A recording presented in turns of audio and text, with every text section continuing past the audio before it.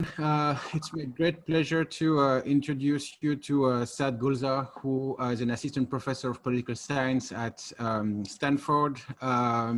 Saad works on a lot of topics that are very dear to our hearts, basically the crossroad between representation and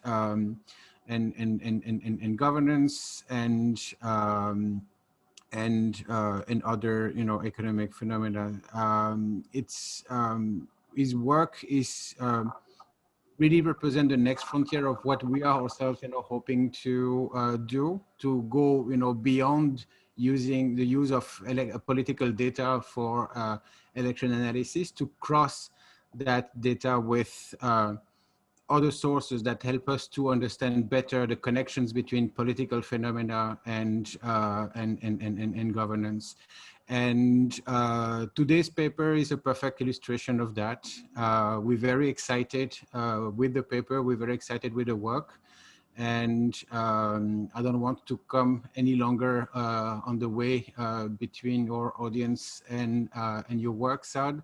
So thank you very much for doing this presentation, and the floor is yours. Just a couple of rules. So you'll be speaking for 35 minutes or so, roughly, followed by a Q&A. We have about an hour together.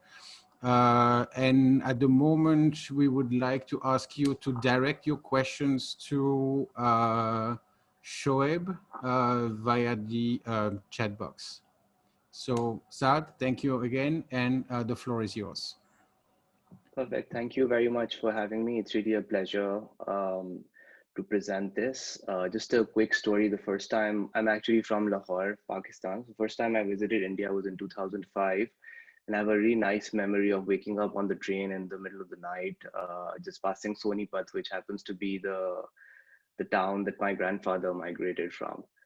So it's a real pleasure. I wish we could do this in person, but I'll take the second best option of doing this via Zoom. So this is a work in progress, and I'm really looking forward to your comments and feedback on how we should proceed with this. This is also sort of a second paper from a series, and I'm going to be talking a little bit about the first paper because I think the results speak to each other a little bit, and there are wider lessons to be learned by putting the two papers together. So I'll talk a little bit, and I'll summarize the other paper also as I present this. So this is called Representation in Forest Conservation, Evidence from India's Scheduled Areas. And it's joint work with Apurva Lal and Benjamin Pasquale, who's an independent researcher, and Apurva is here with me at Stanford. Okay, so by way of motivation, for this audience, motivating this topic is not difficult. A lot of the motivation that this has is pretty straightforward. I'm going to begin with talking a little bit about deforestation more broadly, which accounts for about 12 to 20% of annual greenhouse gas emissions. And it eclipses, this was a surprising statistic for me, but it eclipses all transportation emissions combined together across the globe. So it's a really big problem, and if one thinks of climate change in the longer run. So preservation of the forest ecosystem is critical for Earth's future climate. So really thinking about this problem now instead of in the future is what we really want to invest our energies in. Typically, we tend to think of renewable resources and how to conserve them by thinking about whether we should use them now versus whether we want the ability to actually end up using them in the future. But one other element of forests and deforestation in particular has to do with the communities that live in close proximity of these areas. In India's case, these are scheduled tribes that I'm going to be talking about today. And the livelihoods that they have, which are intimately connected with forests and forest produce and so on. Now, this problem of keeping deforestation down is particularly pronounced in developing country contexts, where deforestation has not only grown rapidly over the last several decades, but also conservation efforts are inhibited by the need to develop faster, and also by a weak state capacity of actually stopping deforestation in these areas, which by definition often lie on the fringes of the state, so where state capacity is weak.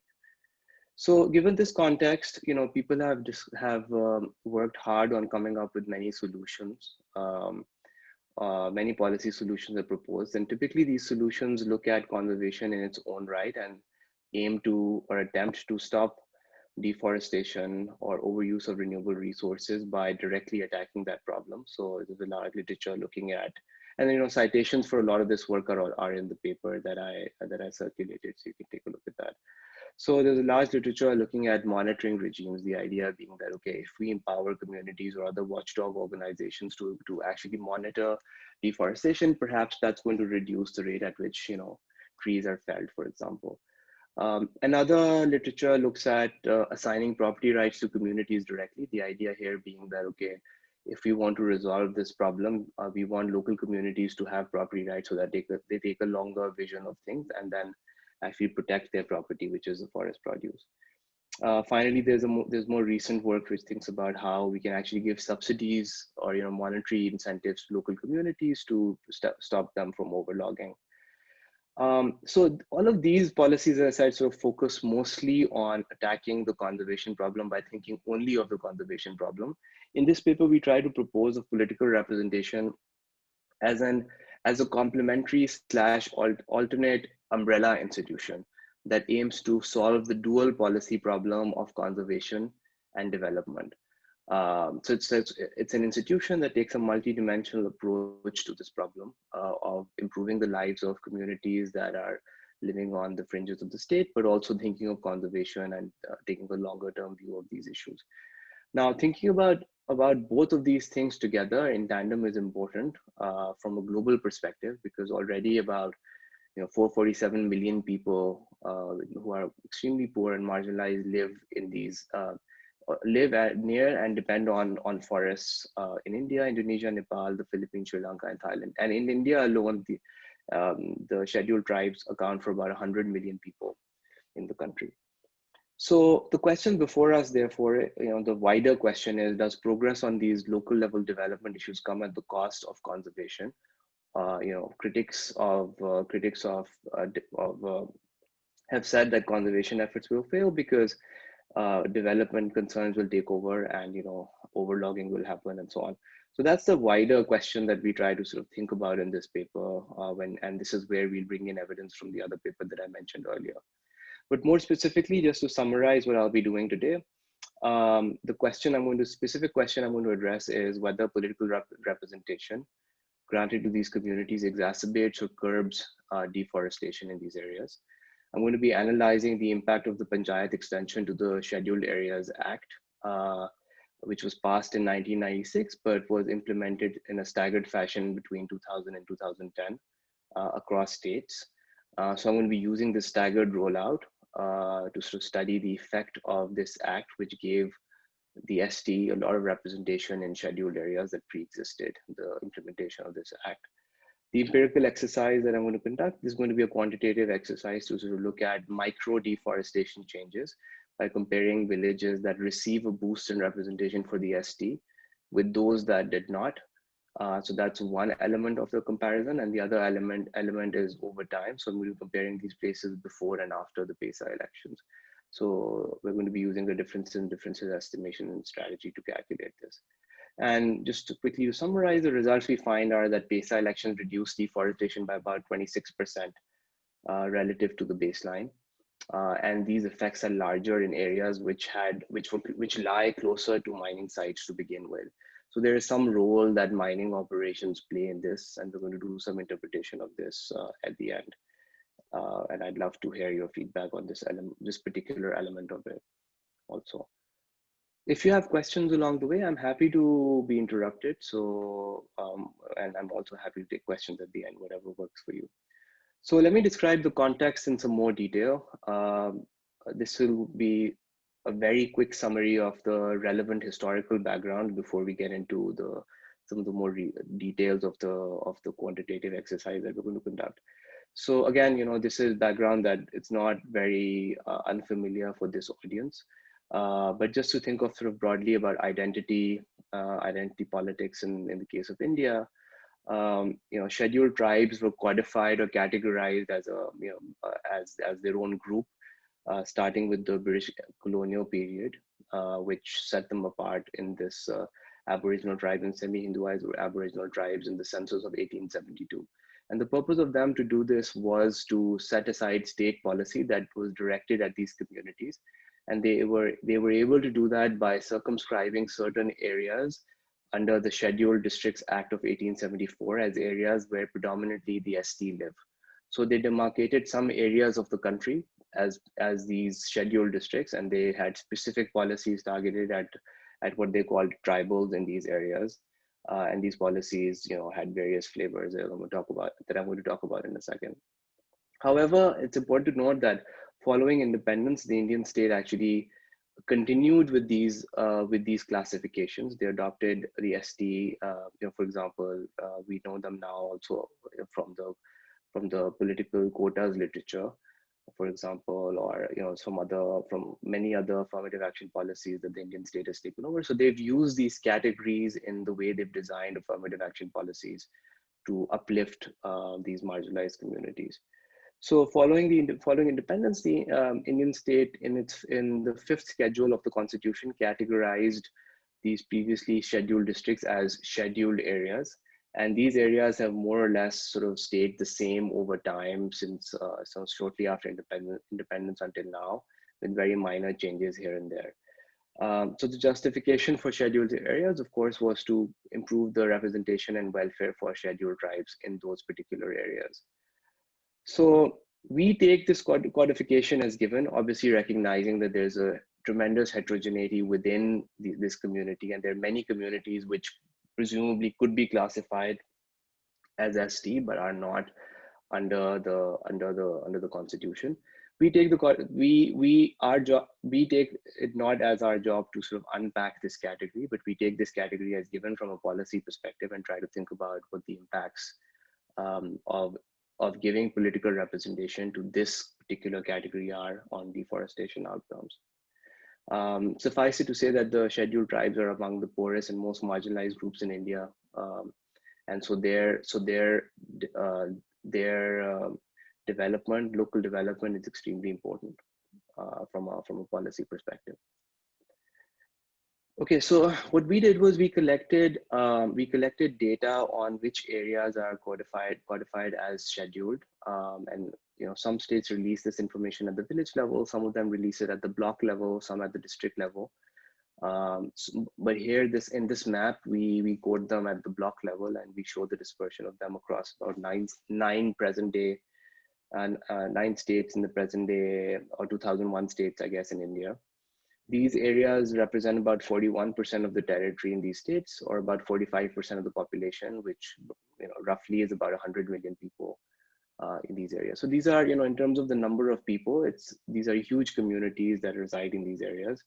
And given that they are often the most vulnerable part of the entire population, thinking about their development is extremely important. Again, another important point to note is that the geographic boundaries have changed little over time, so they've remained relatively stable. This is going to be important because I'll show you a little later that when PESA was adopted, which was the Panchayat Extension to Scheduled Areas Act, it was implemented only in these scheduled areas, whereas in the remaining areas, we had the Panchayati Raj institutions that everybody's more familiar with. So those existed already, but not in the scheduled areas. And then in scheduled areas, those were extended through this PESA Act. So just some more history very quick history on the politics of the forest in India. Again, a lot of the state policies in India after independence were taken over from, or were legacies of what the colonial government had set up. So the colonial policies aim to usurp forests from local communities for economic gain. Mostly they aim to plunder the local communities or local resources for timber, tea, coffee, and other produce. And the Indian Forest Act of 1978, for example, set aside some areas. The Indian Forest Act was set up to sort of prevent some extraction by the tribals, quote unquote tribals. So the British view of tribal communities vis-a-vis forest policies were very regressive in the sense that their lens at looking at these communities was that these communities were already over extracting, and then they had to put in some of these acts to stop them from doing so. So, for example, in 1927, they put up an act which reserved certain areas and prevented the ST from accessing those areas completely. So the model of extraction actually continued after independence, where large tracts of land were declared as forest by the government and transferred through blanket notifications to the government. And under the Wildlife Protection Act of 1972 and the Forest Conservation Act of 1980, these areas were brought under the direct purview of the Forest Department. So if you've been reading news on these topics, you will see that there is often a lot of there's a lot of conflict between the forest department and scheduled tribes and representatives of the scheduled tribes. So, and this is one reason for it, which is that the state has taken a very heavy-handed approach over the last many years in dealing with forest resources. Yet at the same time, the state continued to encourage commercial mining interests in many of these areas, because again, I think the policy of like national development was superseded any concerns of local level development for these communities, and deforestation, while used as a policy label, was actually often let go for some of these mining interests. So under this background, there was a lot of civil society action in the 1990s. You know, some of it you're more familiar with, led to these Panchayati Raj institutions of 1992, which had extensive affirmative action for both women and minorities, the SC and SC, for example. However, this institution that we're more familiar with in previous academic work was only implemented in non-scheduled areas that were not declared as scheduled by the Indian government. Critically, these institutions devolved powers over the preparation of economic development plans, but also plans specific to forest resources and their management to these local government institutions. So in non-scheduled areas, these started being implemented from 1992 onwards. However, in scheduled areas, it was only after the passing of the Panchayat Extension to Scheduled Areas Act of 1996 that these 73rd Amendment institutions, that is local governments, were set up in scheduled areas. These local governments introduced non-rotating quotas for the ST. So unlike the rotating quotas that you think of in the non-scheduled areas under the Panchayati Raj institutions, these were set up for the ST on a permanent basis, and under this quota, all chairperson positions for all local governments were supposed to be ST, as well as 50% of all these local councils were supposed to be ST. So you can see that under these PESA elections, there was a huge shock to the degree to which ST were represented by their own in local government. So we're going to be using this large shock to think about what happens to deforestation outcomes in these areas.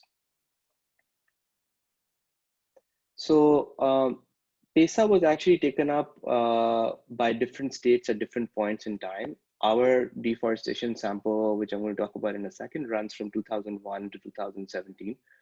Over this time, there were 4 states that actually adopted PESA at different points in time. So and then there were all these other states, also neighboring states, that did not adopt PESA.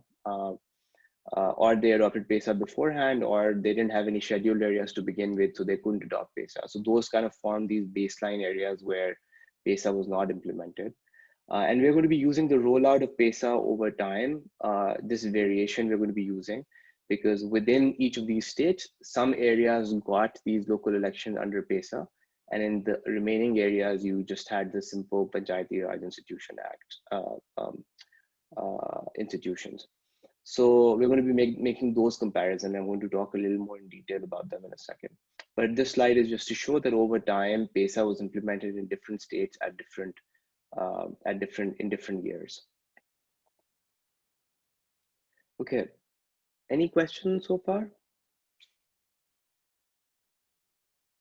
Okay. So let me move on to the. Yes. I think we should be taking the questions towards the end. The participants can ask the questions themselves. Okay, sounds good. Okay, so let me move on to the research design and give some more details about exactly what comparisons we make. So studying local level, so these are village governments that we're talking about. So it's very hard usually to understand the impact of village governments on local level outcomes. But in the case of deforestation, actually, there are some recent data sets that have come about that allow us to study really micro changes to deforestation over time.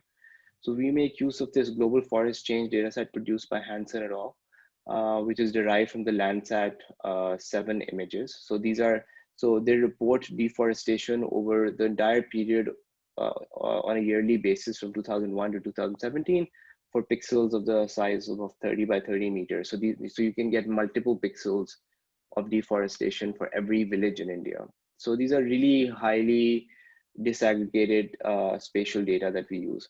In addition to knowing whether a particular pixel experienced deforestation in a particular year, these data also carry information on average tree canopy for each of these pixels in 2000. So before PESA started getting implemented, we have some baseline level of forest cover in each village in our sample. So what we do is we take these data and we aggregate these up to the village census boundaries, which are available from InfoMaps. So we use those, and for each village, we note whether in each of these years, if that village experienced deforestation or not, given forest cover at the beginning. So just to give you an example, here's a very zoomed in part of southern Jharkhand, and you can see that we can actually estimate. Well, this map actually plots both deforestation and reforestation, but nothing got reforested because those are supposed to be in green. And everything else here you can see is deforestation over the sample period. So again, we can see really micro level changes with these data and deforestation outcomes, and we use them to understand what's happening in each village in our sample. And we have about 250,000 villages across India. So just to give you a sense of how things look, in the left panel, we have forest cover at the beginning of the sample period in 2001. So you can see a lot of the forests is either in the north or in the center towards the east. The states towards the south do not enter our sample because on the right hand side we're plotting the scheduled areas map again, and you can see there are many states in the south and in the north that have no scheduled areas to begin with. And so we only consider states that we've marked in colors here on this map. So what we're going to be doing is, again, we're going to be understanding the differences between these yellow and these purple areas, so the scheduled and non-scheduled areas, and what happens before and after they get local level elections with quotas for the ST under the PESA Act. So what happens before and after the PESA elections. And we're going to be studying changes in deforestation using these very micro deforestation satellite data that helps us build a panel from 2000 to 2017. So for each village in our sample, there are about 250,000 of them. We can observe whether that village got deforested and when across this panel. So the empirical setup, I've already kind of described it verbally, but just to sort of put some more meat on it. I already told you that scheduled area borders have remained stable for a long time. So take these as sort of given boundaries that have existed before the policy came into being. Now, the specific policy that turns on is this PESA, is the Panchayat Extension to Scheduled Areas Act that got implemented in a staggered manner over time in scheduled areas. I already showed you that the staggered manner in which they got implemented was across states. Different states adopted the PESA Act legislation at different points in time. So what we're going to be using is we're going to be thinking about the area that is deforested in a village, which is our outcome of interest. And we're going to be using a difference in differences design, where we interact whether the area lies in a scheduled area, whether the village lies in a scheduled area or not, and the year in which it got whether it got the PESA elections and when it did not. For each village I in our sample, which lies in state S at a time period T. And then we're going to be putting in lots of fixed effects to control for a lot of unobserved variables, and I'll talk about them in 1 second. So for the baseline investigation, we're going to be focusing primarily on places that have some forest cover to begin with, right? So if a place does not have any forest cover, it can't get deforested. So including those areas would just bias our results towards 0. but I'm going to be showing you how our effect actually varies based on how much forest cover exists in these areas to begin with. And the effect is going to be much, much larger if there was a lot of forest cover to begin with. So the point is that after the implementation of PESA elections, actually deforestation went down a lot in places where there was a lot of forest cover. I'll show you that result in a second. How much time do I have left, by the way? 10 minutes, 15 minutes? Yeah, 15 minutes. Okay, great. So let's go on to the results. So this is a chart that is just showing you the raw data. So on the x-axis, I have event time, where 0 is the year in which PESA elections occurred in this state. 1 is the next year, 2 is the year after, and so on. And then -1 is the year before PESA elections occurred in this state, and so on as we go back in time. So I've centered the data around 0. So these are just some raw means that we're plotting for each for the entire sample. Everything in red is, I don't know why my legend has disappeared. One second. Okay. Everything in red are areas that are non-scheduled, whereas in blue are areas that are scheduled areas. So basically what we can see is that they're kind of tracing a similar level of deforestation in the years before PESA gets implemented. But after PESA gets implemented, there's all of the scheduled areas have lower rates of deforestation versus all of the non-scheduled areas. So this is the variation that we're going to be testing with more specifically in 1 second with regression tables. So this is I think the only table that I will show you today. So let me explain what's happening in this table. So we've got the outcome for our analysis is the annual deforestation in terms of hectares. So it's area. This is our treatment, which is scheduled areas times the implementation of PESA elections. So it's a difference in differences design, as I said. The mean rate of forest cover is about 0.22 hectares in a village to begin with. And we have about 52,000 villages in this specification because we're limiting our analysis to places that already had some forest cover to begin with. Okay, so each of these columns now consider different kinds of fixed effects and they limit different kinds of variation. And they allow us to think of many other things that could have been going on and control for them by putting in these fixed effects. So let's talk through those a little bit. So the first column is a standard difference in differences with unit and time fixed effects. So we have village, which is the unit of analysis, and year fixed effects in this. So these fixed effects control for village level unobserved characteristics. So for example, if a village is particularly prone to deforestation to begin with, this fixed effect will already control for that by exploiting variation only within that village, but over time. Okay. The year fixed effects covers common shocks, for example, that happen at the national level. So maybe there's some export or import shock that is particularly going to increase deforestation in a particular year. Or in our case, for example, the Forest Rights Act was introduced in 2008. If it was going to affect the entire country at the same time, then that is also controlled for by the year fixed effect. Okay, column 2 adds village linear and quadratic time trends. So what these do is they control for a situation where the take-up of PESA elections was non-random and related to the underlying village time trend of deforestation. So for example, it could be the case that there are some villages that are already trending towards deforestation. And those are the precise areas that end up getting PESA. So by modeling this time trend over time with these linear and quadratic time trends, we're able to sort of control for that variation also. Okay, column 3 adds state year fixed effects, which are different from only year fixed effects. So these allow the year fixed effects to vary by state. So these control for the uneven adoption or implementation of other policies, again, like the Forest Rights Act by each state. So long as the state is adopting a policy that's different from all other states. So for example, some literature says that Orissa implemented the Forest Rights Act. It was one of the only states that implemented it well compared to other states. This fixed effect is going to capture those kinds of things and not let that affect our results. So we put those fixed effects in the third column. Finally, we have column 4 where we kind of align, we bring in all of these fixed effects together. So this to us is the most robust specification, which controls for all of these unobserved things that might be affecting our result. And that is column 4.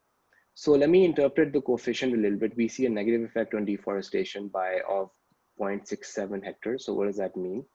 So let me interpret that. I made a separate slide for it. So a reduction in deforestation because of PESA elections by 0.6067 hectares per village per year. So this is a 26% decrease relative to the mean of 0.22 hectares per village per year to begin with. So it's a huge effect. It's like a third of deforestation actually goes down as a result of introducing PESA elections. Really big effects on the rate of deforestation per village per year. And you can use this to calculate like the overall rate of deforestation that was stopped because of PESA elections. And so the implied very rough back of the envelope calculation we do suggest that about 1,440 hectares, or about 1.4 million. This is just a formula. We assume that there are 1,000 trees per hectare, or about 1.4 million trees across our sample per year are prevented from being deforested because of the implementation of PESA elections. So again, I think the point to take away here is that contrary to the belief that giving power to local communities is going to increase deforestation, that is the traditional wisdom of the tragedy of the commons, which suggests that as you devolve the power to use a renewable resource at the local level, the local communities are not going to account for the externalities that they accrue to other communities nearby. And therefore they will overuse the resource, right? That is the classic tragedy of the commons. However, contrary to that, and in line with a lot of the work that Eleanor Ostrom, for example, has done, this shows that local communities are actually a lot more sophisticated than this simple tragedy of the commons theory. And in fact, they're very, if given the right resources and power, they will actually look after the renewable resources a lot better compared to the counterfactual where they're not. Okay, so the other things we do with the data are we also, remember I said that we kind of limit the data to areas that have some forest cover to begin with. The initial forest cover variable doesn't just say that this village is forested or not. It says it's a continuous variable that says the village has some level of forest cover.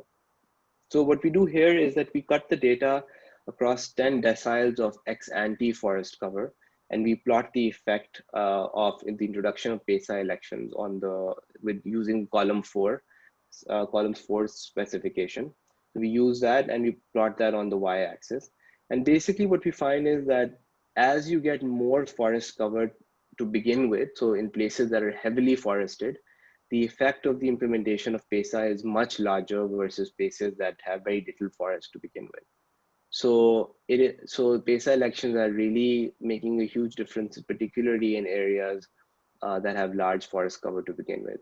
Remember in the table I showed you, the effect was about 0.6, which lied about here, somewhere over here. There are a lot of these areas that have a much larger effect compared to that effect that I showed you in the table. Finally, another thing we do with the data are we plot the data over time. Again, as with the chart before, here 0 is the year in which PESA elections occur. And we have the entire sample here, and we show that most of the effects start after PESA is actually implemented and not before. And then we cut up the data again by ex-ante forest cover, and then you can see that the effects are much larger as you go to places with much larger forest cover. So these effects are much larger, for example, compared to some of these other effects. But these are the largest ones, which are places with extreme forest cover ex ante to begin with. So the main takeaway for us from these charts is that there's not much action on deforestation before the implementation of PESA. And most of the action is coming after the PESA elections occur in these states. One final exercise that we do is, one might be concerned that there seems to be some treatment effects even before PESA is implemented, and those could be anticipatory effects. So to take care of them, what we do is we actually match villages, exact match them on state and ex-ante forest decile, and then coarse match them on some other characteristics, such that their ex-ante, their pre-trends look more similar than in this and then in these figures. And we show that in those cases, once you've done that, then again, our treatment effects are very robust and actually a little larger once you account for those baseline differences in trends. Okay, so I'm nearing the end. What I've presented to you so far is sort of more is a direct treatment effect. Unfortunately, when we're operating at a larger scale like this, where we're trying to look at village variation across a large part of India, a lot of the local nuances and how those institutions are implemented in practice are harder to capture for such a large swath of territory. But one particular concern with deforestation that people have talked about a lot relates to mining interests. So this is from an article that Arundhati Roy wrote in 2011. And she wrote that over the past 5 years or so, the governments of Chhattisgarh, Jharkhand, Odisha, and West Bengal have signed hundreds of memorandums of understanding with corporate houses worth several $1 billion, all of them secret, for steel plants, sponge iron factories, power plants, aluminum refineries, dams, and mines. In order for the MOUs to translate into real money, tribal people must be moved.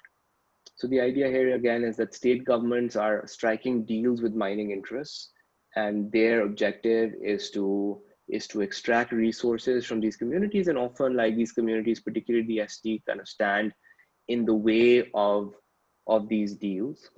So they're often either moved or coerced in other manners, in other ways.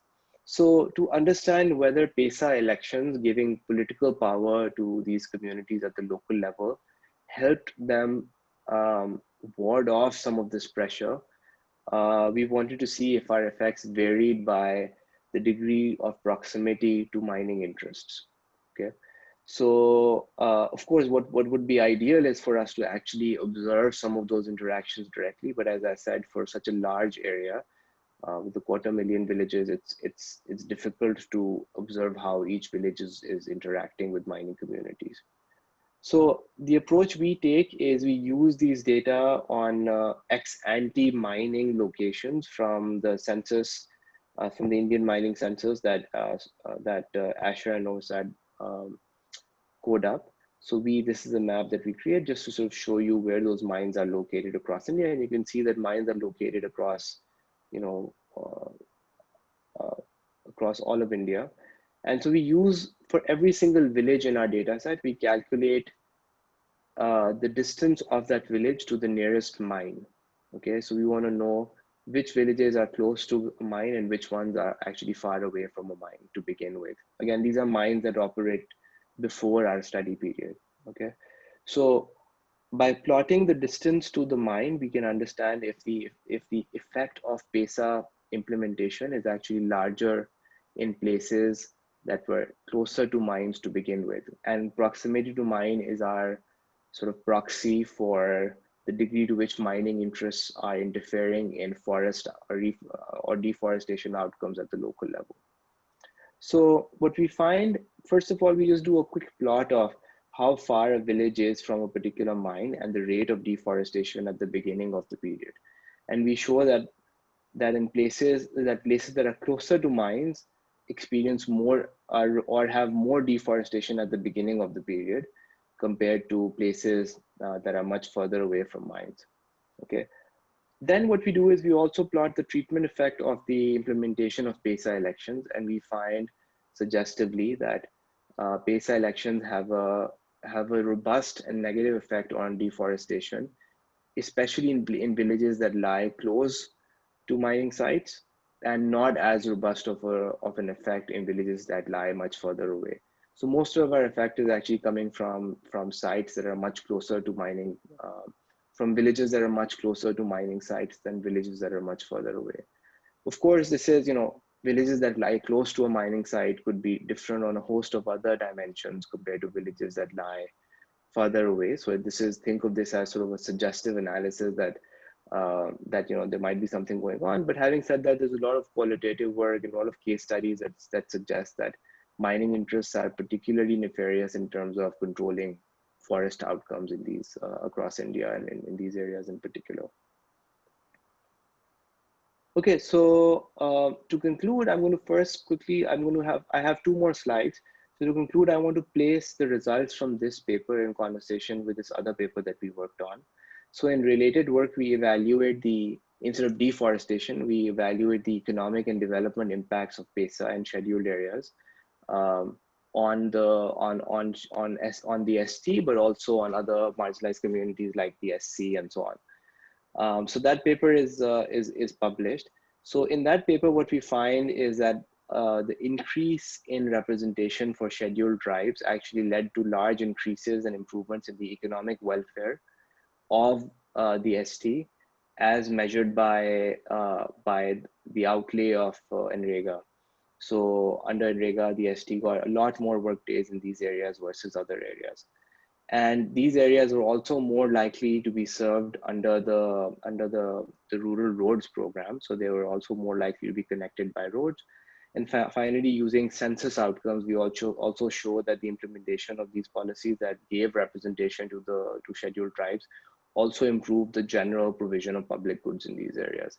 So taken together, what we sort of conclude from that paper and the one that I just presented today is that these areas not only experienced an improvement in their development outcomes, but we also find that deforestation outcomes also improve in these areas.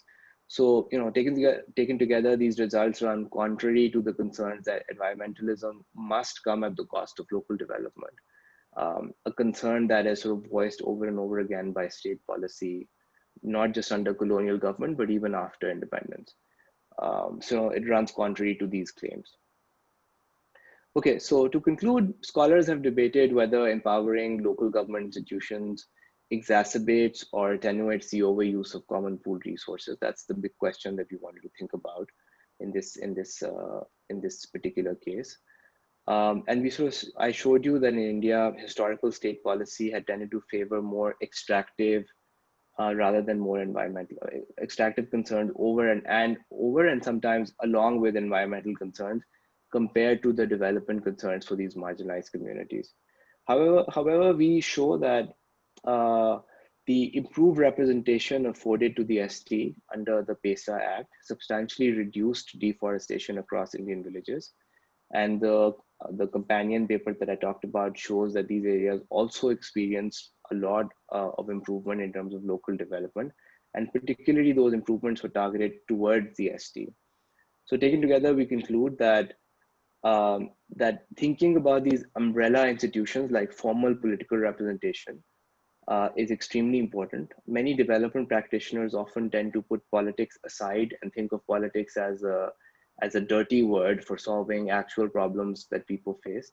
But if you take political representation seriously, often you find instances like this where political representatives are actually doing something or balancing concerns that individual policies designed with a single policy objective might already be failing at. So in this case, political representation is not only improving forest resources, which carry a huge positive externality for India, particularly these days when you see the air quality outside.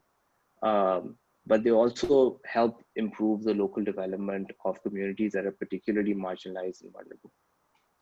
And I will end with that. Thank you.